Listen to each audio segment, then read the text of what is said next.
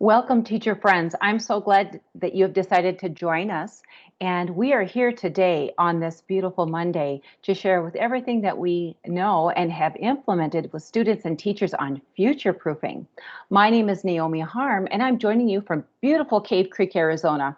I'm trying to reflect our beautiful environment. So behind me, as my digital scene today, is what my view is actually outside my office window. This is what I see a lot of days.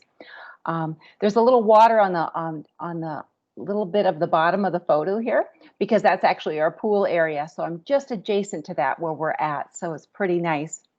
We have a few teacher friends that are still joining us. So welcome everyone, and thanks so much for accommodating. We had a little bit of a time change, but thanks for hanging in there and glad that you're back with us. Okay. What we're going to do is I'm going to go full screen with the presentation for you so that you can see more screen real estate, as we'll say. And it's going to load just as a large playback.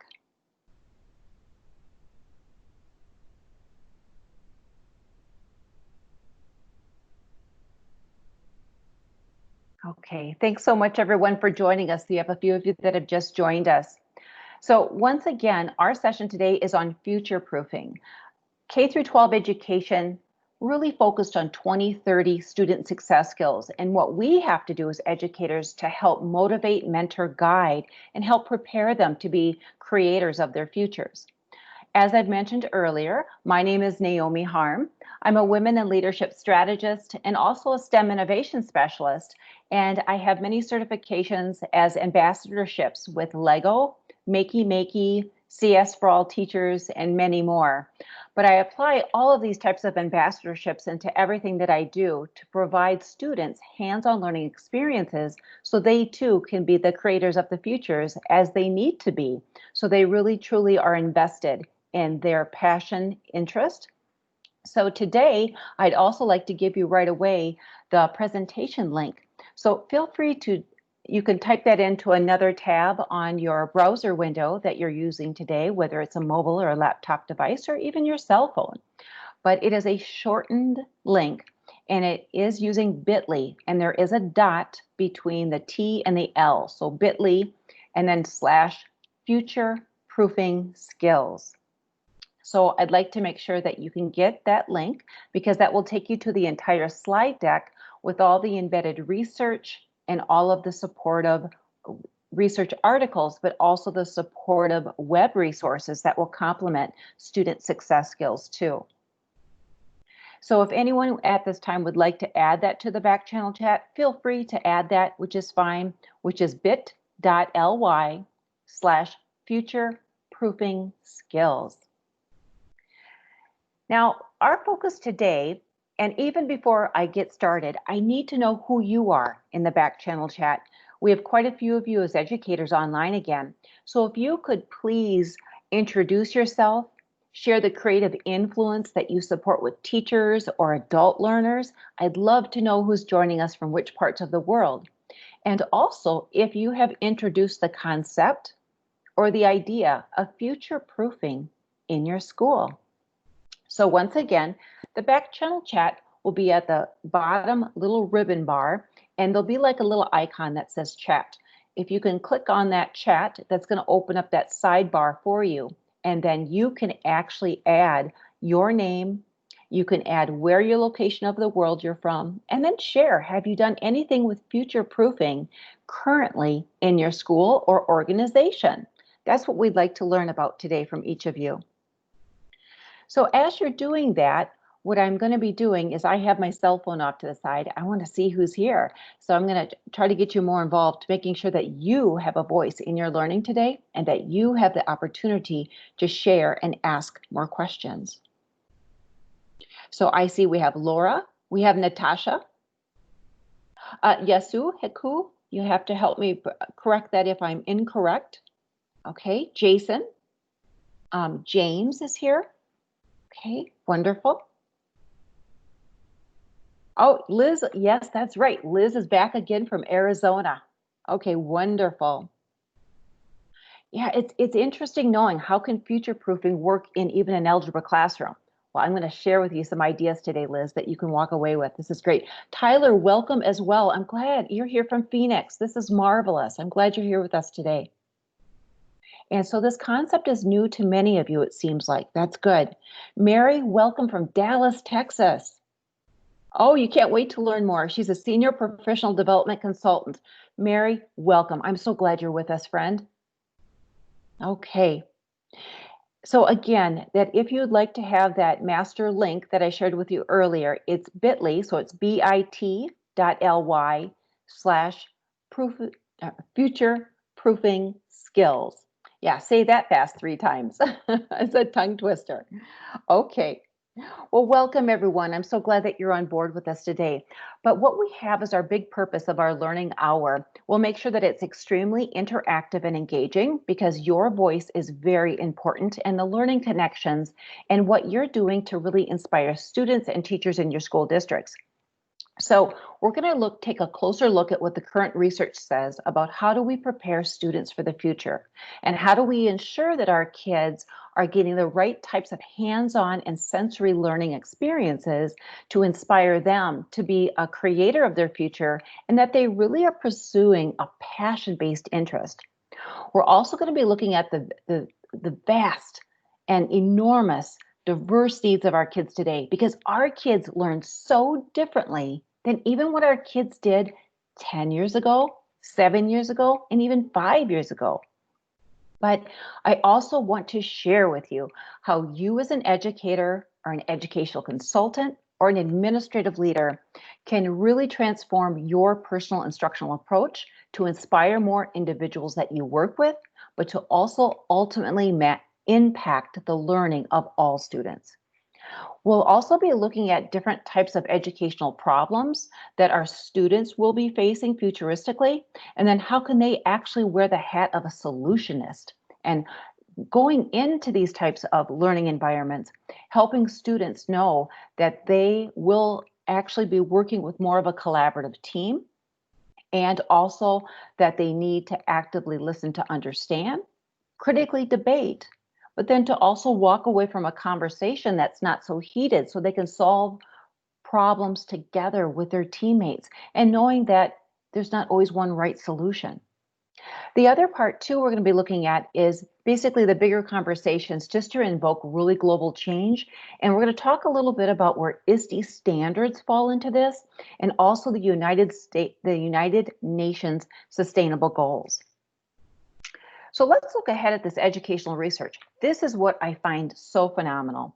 First of all, I have to say, I'm going to put my research geek hat on. I absolutely love research.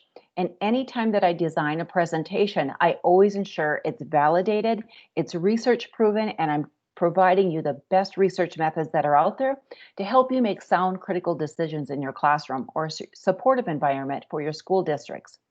Now, here's what's amazing.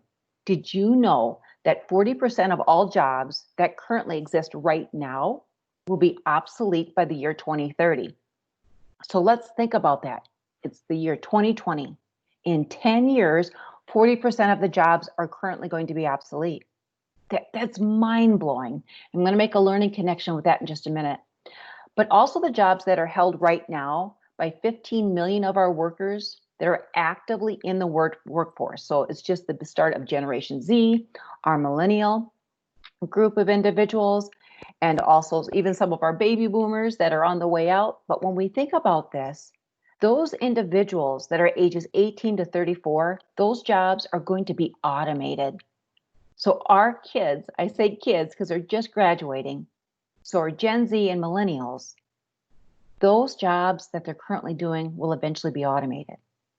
And then our baby boomer generation, and how do they help coach these individuals to help them be flexible in their thinking, more adaptable, how they create and make solutions, and how can they coach by their amazing veteran-inspired skills to mentor these individuals. But also, how do we help these teams of diverse teams between Gen Z, millennials, baby boomers, Gen Xers, how do we help them all find a common ground to be better communicators and collaborators? So because of that insight right now, I'd like you to share in the Backchannel Chat, what job or that you've currently seen has been automated, let's say by a robot, by artificial intelligence, or maybe a different means that's been utilized by computer science or an algorithm, or what type of task has been automated that we used to do and now we don't do it that way anymore. So one example for me is school districts. When I call a school district, when I need to follow up with a phone call, I'm about 99% of the time, I am not welcomed or to say, hello, Naomi, how are you today? That's not taking place. It's automated right into a learning system in which there's audio prompts. And I have to click all these prompts, usually about 5 prompts, before I can connect to the right person that I need to talk to. So that's one thing that's really changed. So that's one idea. I have some other ideas for you, but just take a moment in the back channel chat. Let me just take a peek here. What are you all talking about? What's been automated for each of you? Okay. Yes, the grocery store checkout. Thanks, Barb, for sharing that. Yes, cars, self-autonomous cars. We here in Arizona actually have, there's several companies that are doing testing and pilots that you'll see these little vans, welcome vans going around. Nobody's in them because they're testing out to see if they can be a self-driving car that actually could be safer someday for others and individuals. Yeah, you're ordering meals out, right? During this pandemic, ordering lots of meals.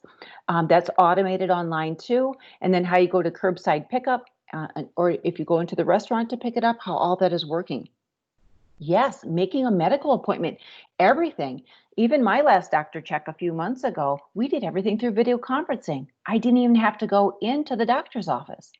So when you think about that, that's going to streamline the job market. So when we think of certified nurses aides or medical assistants, some of that may not be so heavily predominant as a job, but we still will need our nurses as our licensed practitioners, our registered nurses. We need all of them yet.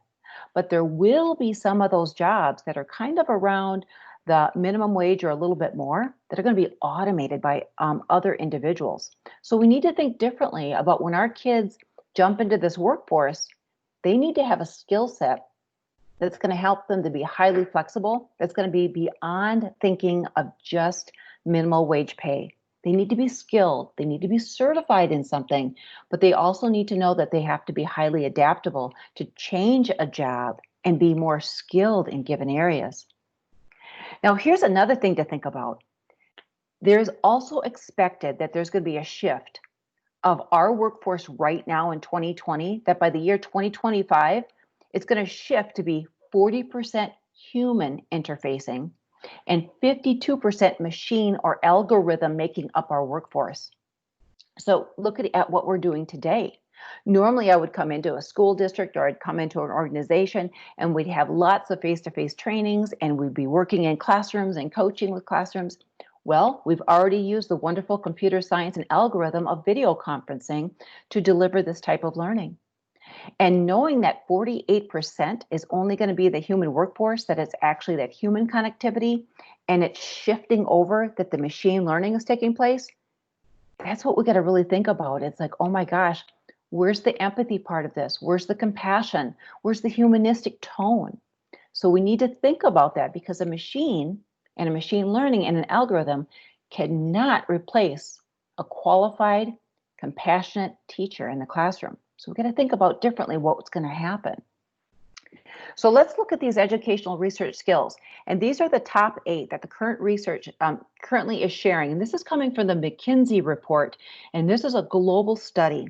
And they're constantly looking at how do we prepare our world for the World Economic Forum, but then also our students of all these generations to prepare them. These are not in any one particular order, but these are the top 8. And when we look at these skills, it's like, gosh, we've heard of these before. But now it's even more relevant that they will be prevalent moving forward, especially since we've been in this pandemic. We're talking highly skilled individuals that are highly collaborative and communicative. This also means listening to understand, not listening to respond.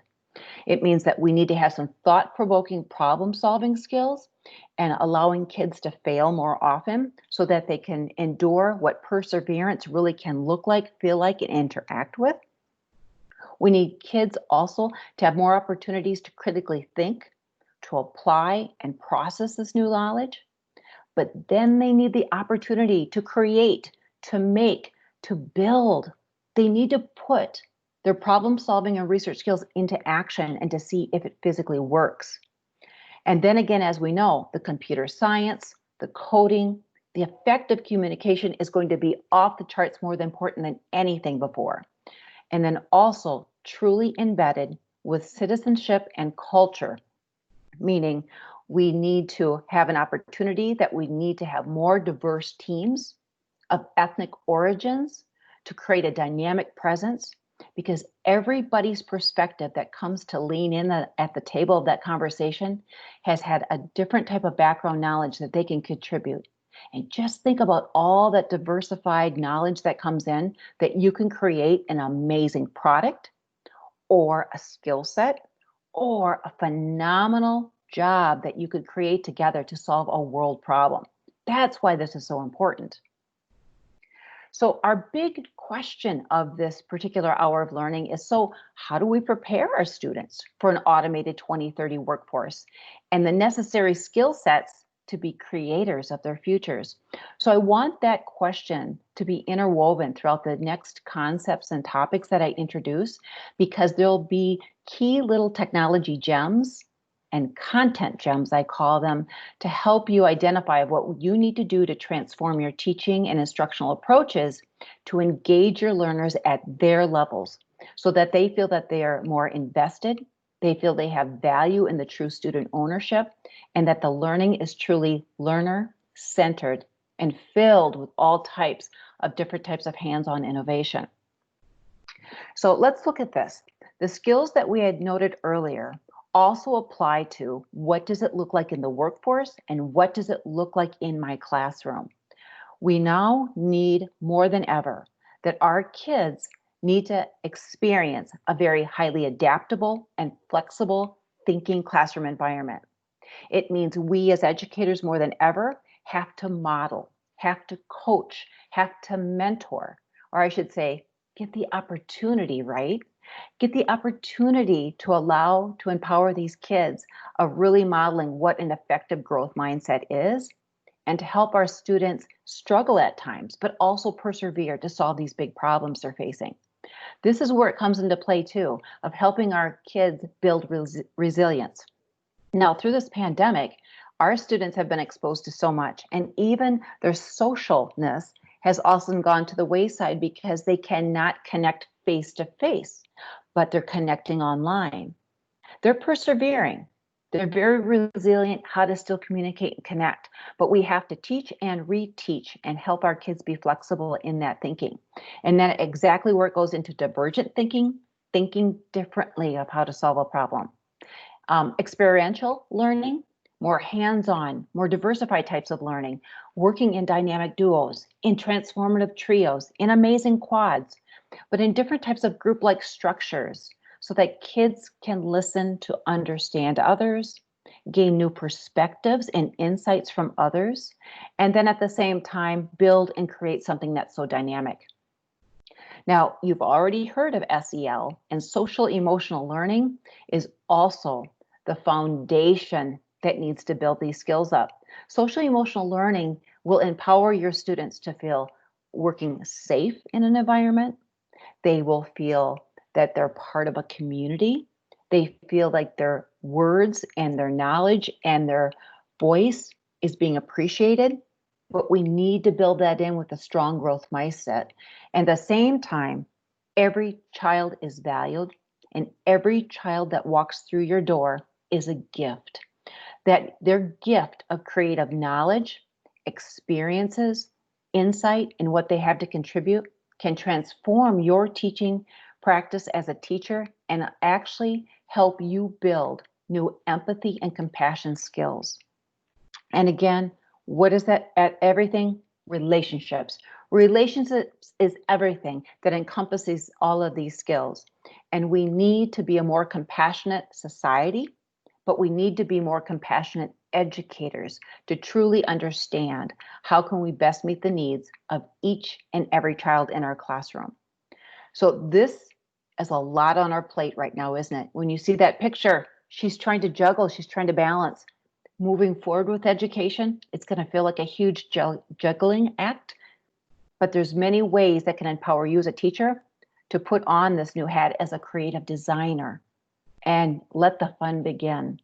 Because learning should be fun, it should be engaging, it should be so inspiring, and we need to model that for our students because that hope and optimism will allow for our students moving futuristically, the empower to dream, to do, to create their futures. And that's why we're here today.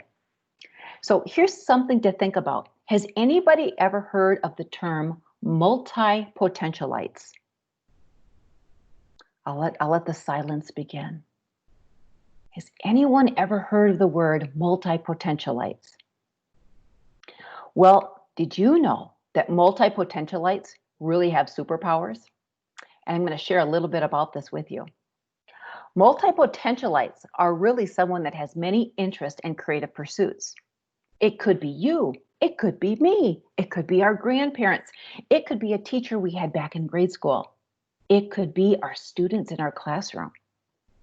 It's all about this individual just thrives to learn. They want to be a learning sponge. They want to keep exploring and they want to learn something and then they master that skill and then they move on to the next thing.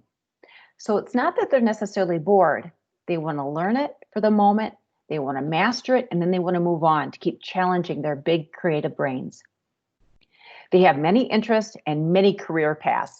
And they all pursue all of them. They don't say no necessarily to anything, but when something truly resonates with them, they just get a hold of it, they pull it in, and they jump on board and go for the long haul. That's what I love about this.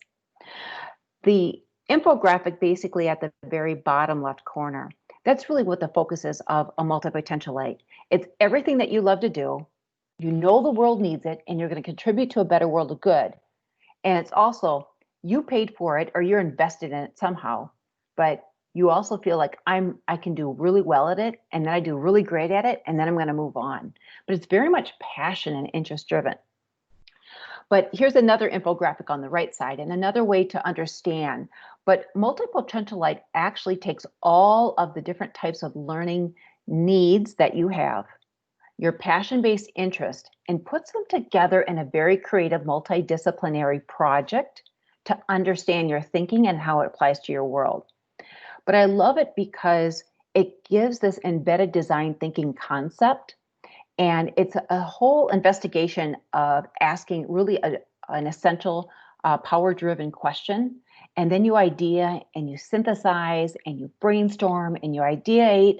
Then you may create something through prototyping and then you test it out. And then if it doesn't work, you'll go, oh, that's okay. Let's back up a minute. Let's try it another way and see if we can get it to work. So they're highly flexible and highly adaptable. But why I wanted to share this with you is I want to introduce you to my sister. This is my older sister, Renee, and she truly is a multipotentialite. But I must say too, I wear the hat of a multipotentialite too, as well. We are both now in our 50s, and we have had some really enduring conversations, not only during this pandemic, but prior to this, of how we think, how we learn, how we apply. And again, we grew up in the era of the 1980s, so I'll date myself there. But in the 1980s, we did a lot of crafts, a lot of making, a lot of designing, a lot of student-directed learning, a lot of time that we got bored and we made fun on our own, right? You work together. And because of that, a multipotentialite is almost a generational focus. When we saw what was happening in the 80s, and now we're seeing part of our Gen Z and Gen Alpha students take on this new hat again. So I want to give just a little plug for my sister too, because of all of her divergent thinking and how she applies and how she adapts to new situations. She actually wrote and designed, it's called Journal Juice. It is a very highly creative book as for adults or students that it takes all of your multipotentialite powers and puts them into practice and really embeds really powerful and inspiring reflection in everything that you do. And it helps you really focus on your day that's filled with gratitude moments and then also connecting the learning dots. Now let's look at today's students a little bit more as we continue on, focus to what we left off on multipotentialites. But when I talked about Generation Z and Generation Alpha, and now it's going to be Generation Beta, these are the groups of kids in these time periods and what they contribute to our world that will transform our workplace environment and our future in general. So Generation Z are our students that are right now in your classrooms and a group of students that actually have graduated and have entered the workforce. Our Generation Alpha kids have just entered the classroom. So they have been born starting with 2011, but they will be born up through 2025. And when you hear the word alpha, sometimes we associate that with like a dog pack. They're leaders in the group, and that's what they're going to be. Generation Alpha of students that is coming up through the ranks, and you're probably already seeing them as your 8-year-olds, your 7-year-olds. Wow, they have a focus, they have a vision, and they are driven. And I'll give you a little bit more about them in a minute. But the next group after Generation Alpha is called Generation Beta. And you can only about imagine what's going to happen in that time period. So let's look at Generation Z, and they're really known as our entrepreneurial generation. These kids in general, and I still call them kids because they're kids in our classrooms from upper elementary, middle, and high school and entering that workforce. But these individuals are really the most diverse generation of learners that are in our world currently right now. There are kids, as I mentioned earlier, upper elementary, middle school, and high school. But these kids also have taken a different career path. Some of them said, I'm not going to go to college starting right away. I want to start my own business. Because 82% of kids at the high school that have already been surveyed from tomorrows.org, the Speak Up survey, they said they want to start their own business. So they might be taking a few classes at the local technical college, but they're already diving in head first into starting their own business. That's what's different about these kids. They also trust their peers more than they do us as elders at times or us as educators, but they're so driven to change the world. I mean, look at this pandemic in general. They have actually stepped up to the plate and have helped 3D design and code PPEs and our healthcare accessories to help us, from face shields to making masks to all kinds of things that they've been doing. It's amazing how they just even didn't bat an eye and are like, I'm going to be part of this solution to help our world for good. That's what it so inspires me about this generation. Now, one thing else that you may want to know about Generation Z is that not only did I mention earlier that they value their peers' opinions more than their experts, they have to also be careful because they can be influenced by their peers and not making good, sound decisions sometimes. That's why best practices comes into play for us as educators, that we have to help model effective digital citizenship, using digital tools and mobile devices effectively and for the right purpose, but then to also do their sound research and researching to make sure that they're understanding what is fake news, what is real news, what is propaganda, what's been misrepresented, what's a fake website. That's where this is really important for these students. But what's interesting enough, they only have an 8-second attention span. Isn't that wild? 8 seconds really meaning that when something that they hear, something that they view, they'll know right away, does it resonate with them? Do they like it? Or do they turn it off right away because it's like, I'm not into that, that doesn't interest me, and then they move on. That's why it's critical for us as educators that first 5 minutes of our class periods have got to be like a hook, line, and sinker. We've got to find a way to have opportunities of engagements and hands-on learning experiences to extend that learning, to bring in that prior knowledge, and students feel that they are truly valued and they're participatory learners instantly. So that first 5 to 10 minutes is so critical to get their attention right away. They do demand transparency, and you've probably noticed that if you have sons and daughters this age, they want to lean in and they want to have part of the conversation with you, and they want to help solve even your family problems, or they have a very strong voice of what their opinion is of how they'd like to solve this. It's the same way for in the classroom. A lot of these kids are go-getters. You'll see that they really want to be part of the community. They want to be part of a servant leadership project, and they want to do something to improve our world because they've already seen what their parents have struggled as their years of growing up, and they don't want to see their parents have to go through that struggle, neither themselves. So that's where this voice is coming in from these Generation Z students. Now, here's a little bit I want to share with you about alpha students, and then we'll get a little bit more into future proofing, but I'm giving you the context to understand where this is coming from. They're also known as the I generation. The I generation kiddos here, these I call them kiddos because there are littles yet, you know, and this is my little granddaughter, Madeline Ann. She is 6 years old, and I swear to gosh, she's going on 20. You know, she's conquering the world. She's an alpha. She's ruling it. She's running it. She can run her mom and dad's cell phones. She can figure out the text sometimes faster than them. And even if I'm working on an app or doing something, she will direct me on my phone when I have that time with her. She's very independent. She will call me throughout the day when she has access to her mom or dad's phone, and she will call me. And it's very interesting how independent this little girl is. As you can see, Legos are her dream world right now, and she loves, by her passion and interest, they love to go camping. And what a great activity during the pandemic to get out into the great open space, right? But she has everything hands-on designs on. She is very much an outdoor girl. She loves her tech, but she loves to build, tinker, and make. And these kids, you know, this is interesting because these children that are born during this time frame, they are solely the children of millennials and totally born in the 21st century. They are the most technology infused, literate children we know when they have the access. And that's why sometimes they can just run circles around us when it comes to the technology, sometimes. Now, these children prefer a smartphone or a mobile device because everything in their world is touch. Everything is touch. These children also were born, basically, you think almost in the womb with technology, right? So they either were exposed to it by parents or siblings, that there was some type of a mobile device next to them.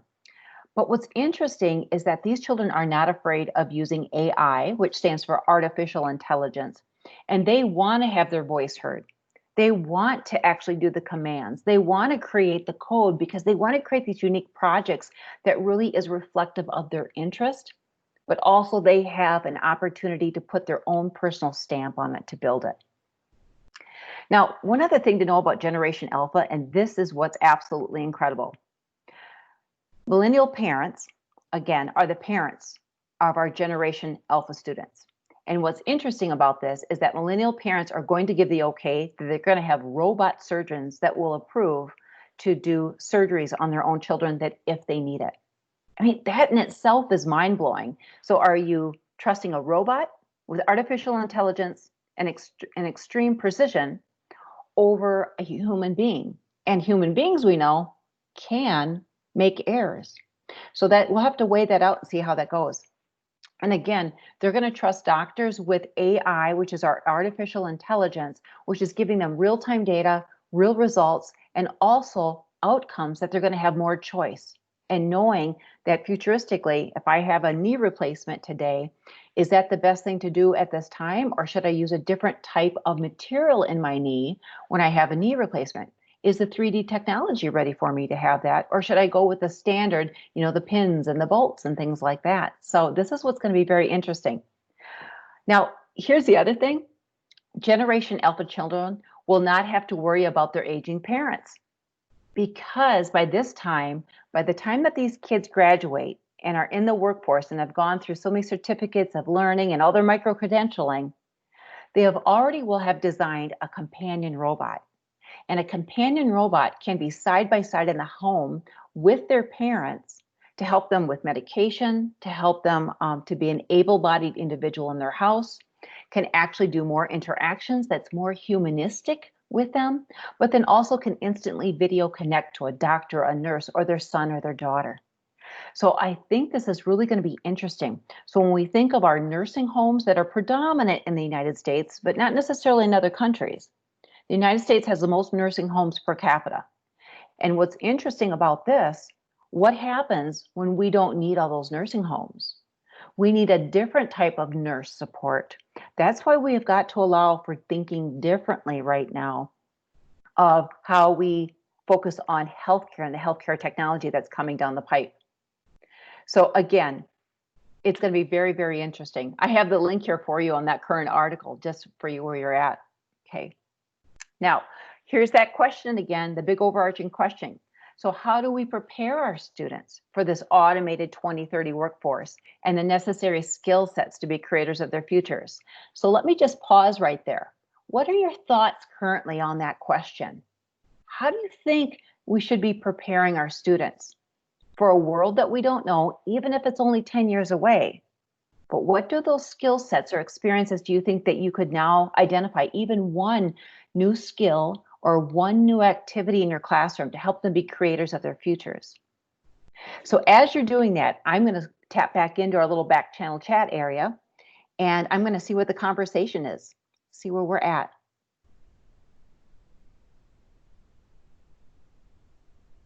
Okay. Yeah, the real digital natives. That's correct. That's right. But at this time, even the information we shared so far, what are you thinking about? What are you thinking about how we could prepare these students for an automated 2030 world? Or what experiences have you actually interacted with that you know are currently working? And what could you do to transform that type of instructional model in your classroom?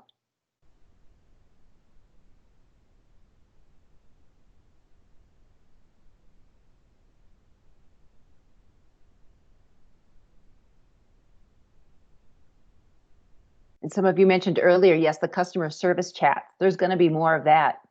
Have you ever thought of allowing your students, by the guidance of you as a teacher, to help create their own chatbot? A chatbot to solve a problem, perhaps in your school district.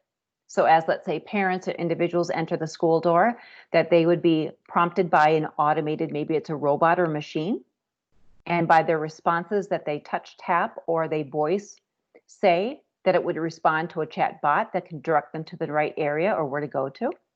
Those are some ideas, yeah. So I'll let you add some more ideas. Some of those will be coming in pretty soon, but it's going to be very interesting how we prepare our students for their future worlds, but what we can do really to guide, mentor, and coach them, because truly they need to be the creators of their futures, and they need to be focused on what their passion is and what their interest is to make that change. So here's something to think about.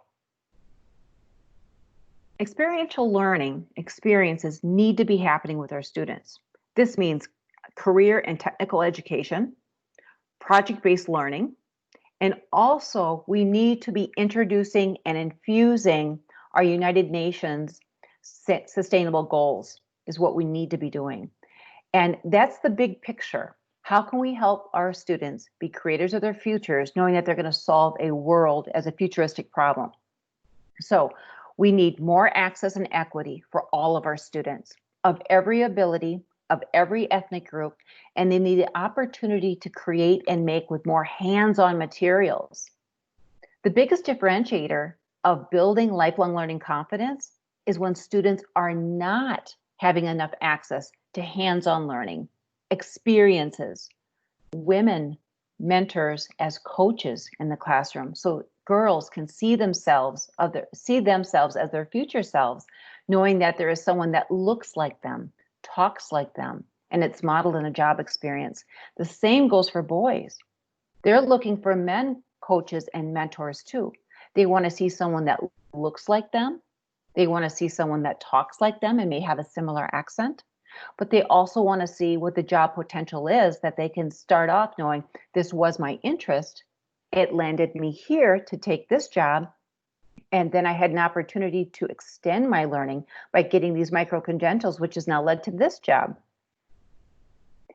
The other part too is we need different types of choice content mediums, meaning we need to have social interactions and social shares, meaning of how to differentiate the truth between bias that's on Twitter, Facebook, online forums, you name it.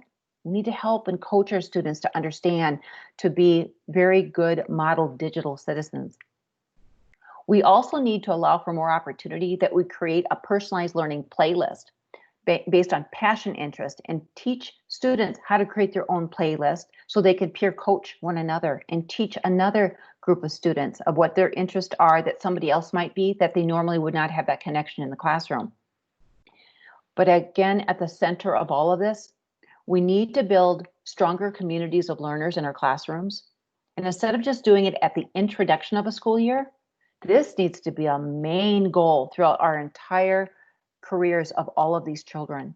And we need to do relationship building and empathy-based building and really modeling and following through on when we talk about unconscious bias and not realizing that we as teachers have a bias that we may have towards another group. We need to really get our heads clear on that, and we need to read, research, and apply and talk to more individuals of those perceptions and what our perception is to others. And we need to be very transparent with our students that we learn together as a team.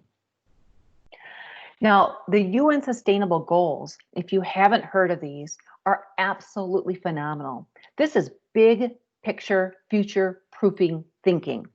What this is, it's helping us to be more sustainable as a whole community of global learners. This is also, it's a blueprint, it's a guide. It can help us with creating these amazing hands-on learning opportunities of experiences in our classrooms and in and outside of the classroom. Because we have a lot of our students that even outside of the day of our day that we're learning, they want to extend that interest, and we need to afford them that opportunity, especially. Now, we've already mentioned this somewhat, but this is where there's a game changer with your students.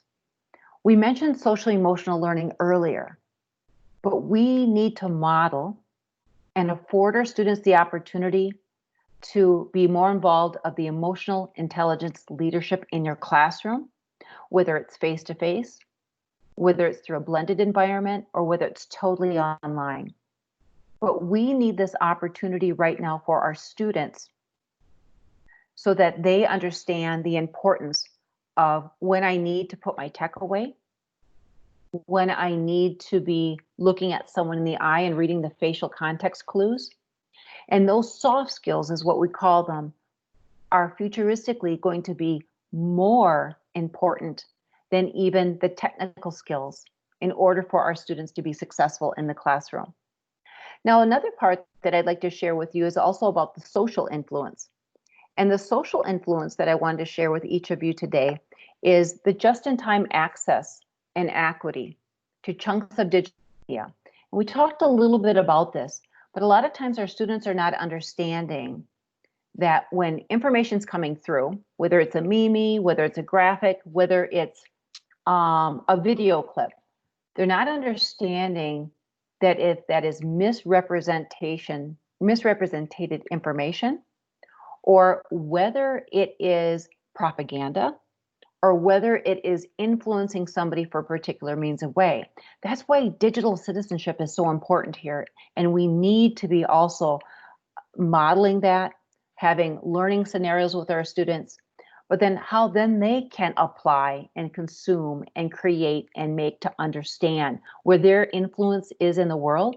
Because moving forward futuristically, we're going to be having so much more online, and they need to be good stewards of information and passing on accurate and ethical information, and to ensure that when it's shared, created, and passed on, that it is shared in a way that is filled with empathy and compassion, that's going to help us move our nation and our globe in a more prosperous way.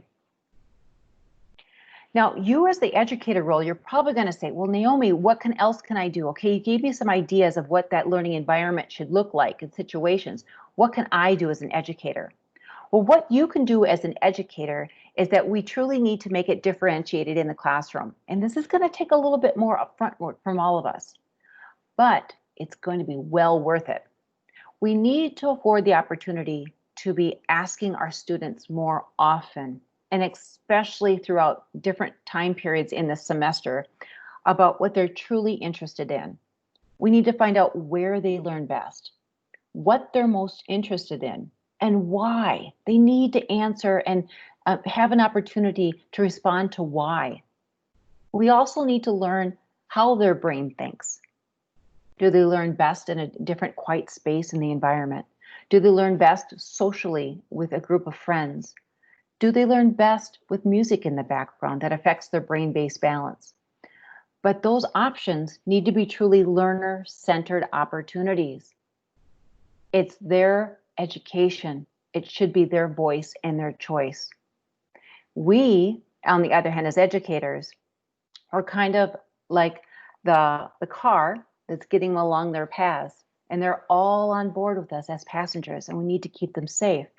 So because of that, we need to provide these unique learning experiences for each and every one of our students of every ability. We're not leaving anybody behind.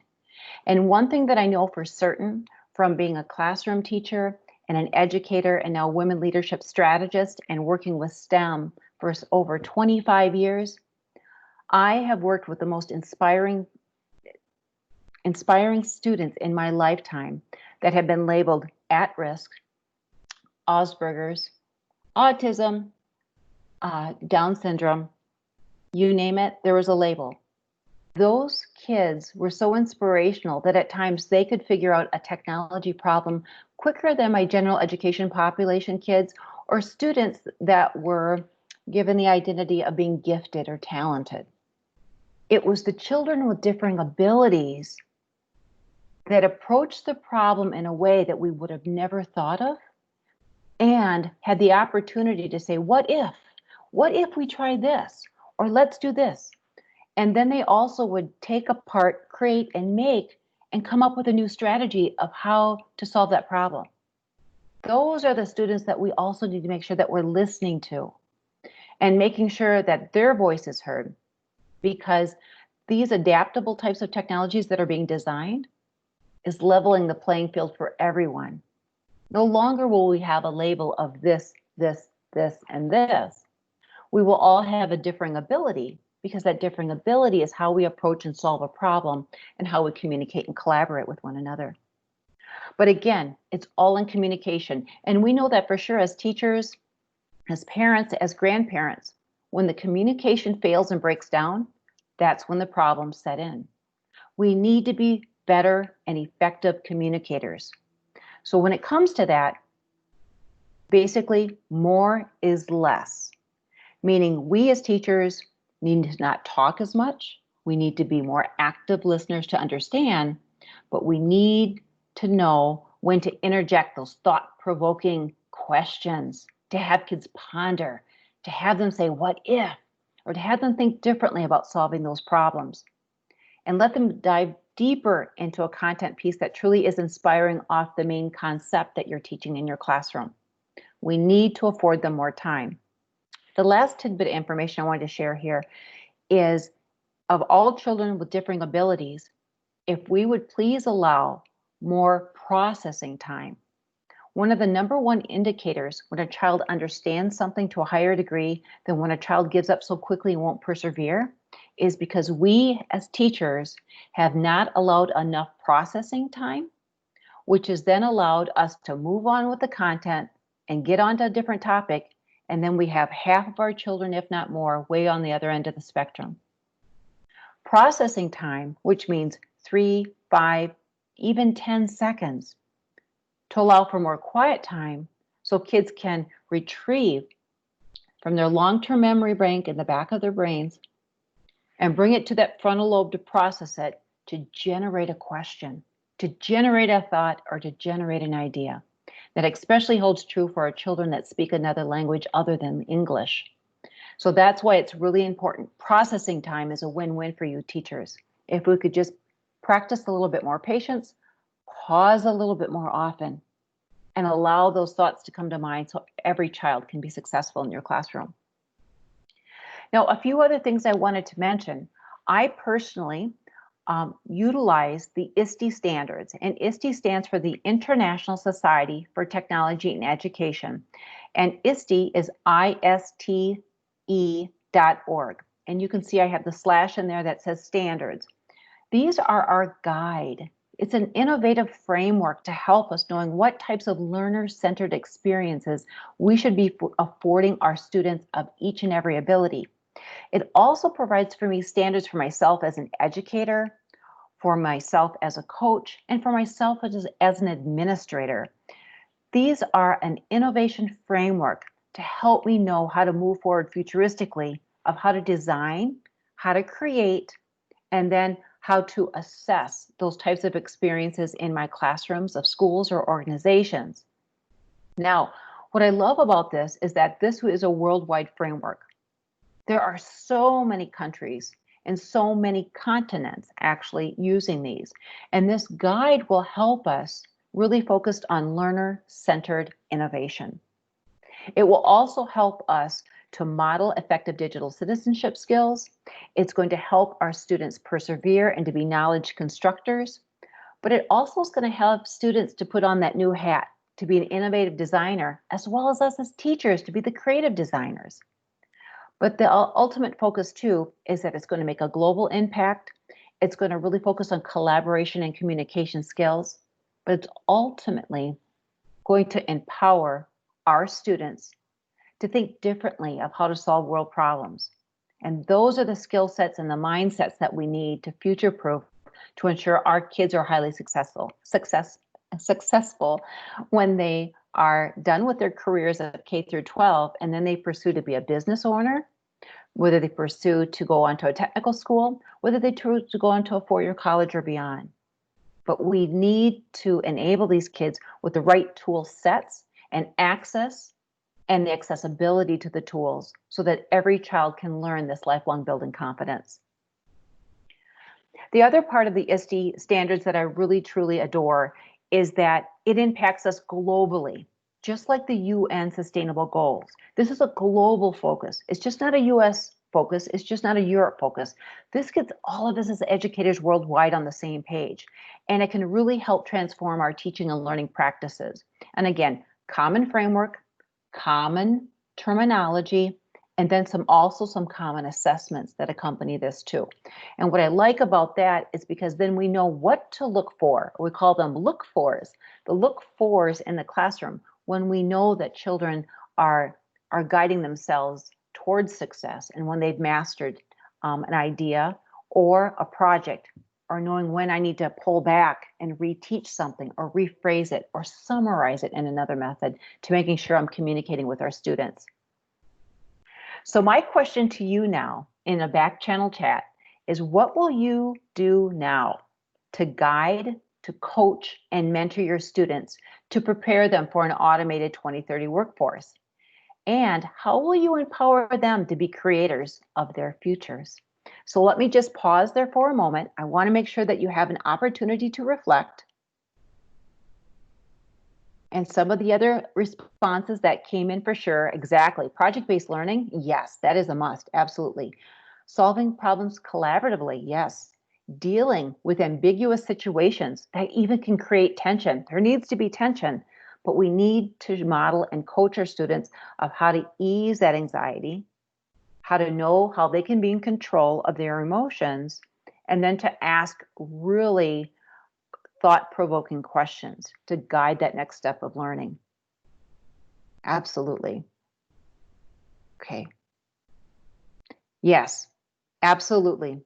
Our Black children, our African American children, our Asian American children, it's every ethnicity, every culture. Absolutely, we do. And even as us, and some of you may know or may not know, I am 25% Czechoslovakian and I'm 25% Native American. And then my other 50% makeup of me is kind of a hodgepodge of a bunch of different cultures and societies, really, you could say. But I have a very strong, proud, ethic heritage from my grandmother on my being Czechoslovakian, and on my dad's side as well of being Native American. So I'm inspired to share that with you. And I know that I can learn from each of you, and at the same time knowing that how can I afford to better myself of being more knowledgeable to understand race. Absolutely.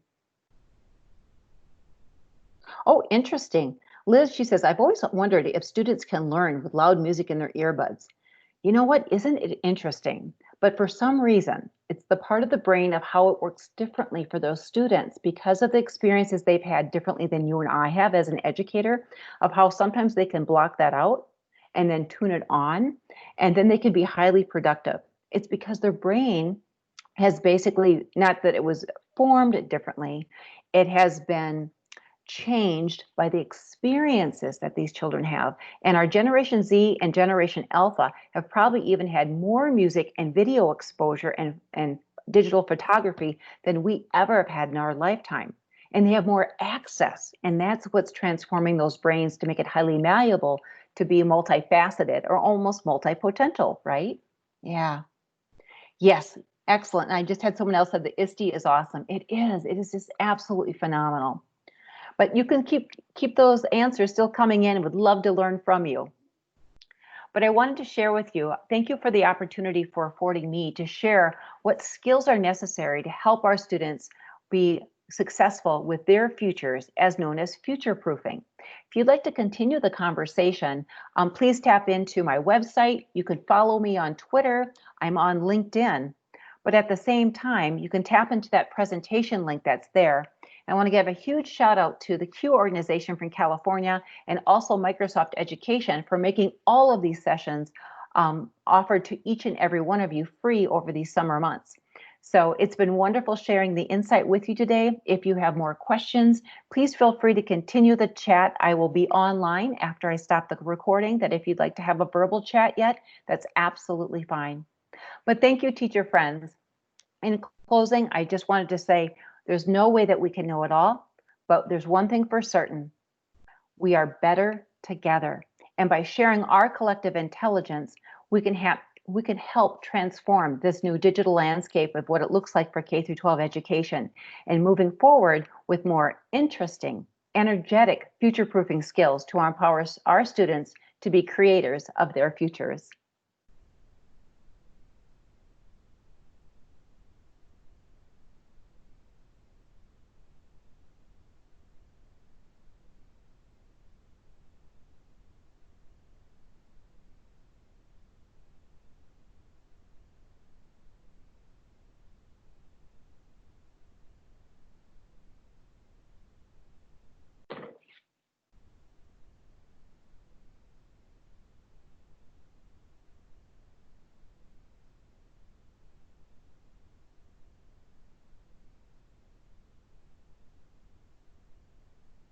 Thank you, Naomi.